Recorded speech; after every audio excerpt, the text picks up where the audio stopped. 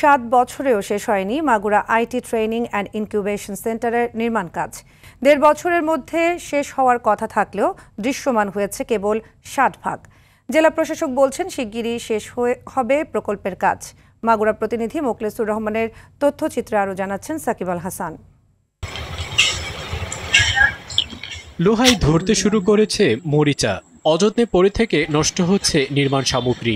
2 বছর হতে চলেছে বন্ধ নির্মাণ কাজ, তবু কথা বলতে রাজি নয় ঠিকাদারি প্রতিষ্ঠান লিটন ট্রেডার্স।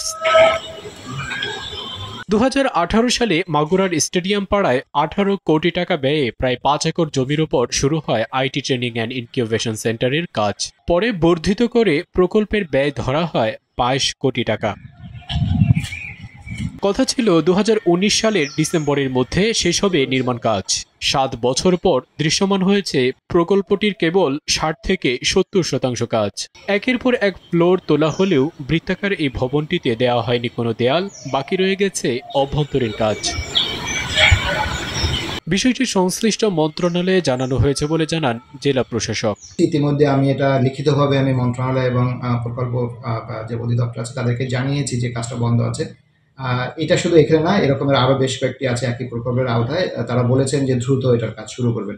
আমরা আশা করছি যে এই বিষয়টা দ্রুত শুরু হবে এবং এখানে আইটি পার্কটা দ্রুত চালু হবে। প্রতিষ্ঠানটির সেবা কার্যক্রম চালু হলে ফ্রিল্যান্সিং এ সাফল্য পেতেন আইটি উদ্যোক্তারা। আইটি পার্কে সবাই যেহেতু থাকবে, আইটি নিয়ে যারা কাজ করে তারা একটা প্ল্যাটফর্মে আসবে এবং তাদের আইটি বিষয় বা তথ্য প্রযুক্তির বিষয় এখান থেকে সবাই জানতে পারবে। 2017 সাল থেকে এখন 24 সাল পর্যন্ত মাঝে একটি সরকারেরও পরিবর্তন হয়েছে, কিন্তু আমরা সবকিছুর পরিবর্তন হলেও এই প্রতিষ্ঠানটির এখনো কোনো পরিবর্তন হয়নি। দক্ষ মানব সম্পদ তৈরির লক্ষ্যে কুমিল্লা, চট্টগ্রাম, নাটোর, সিলেট, বরিশাল, মাগুরা ও নেত্রকোনায় IT training and incubation centre প্রকল্পের আওতায় এসব ভবন নির্মাণের উদ্যোগ নেয় বাংলাদেশ হাইটেক পার্ক কর্তৃপক্ষ।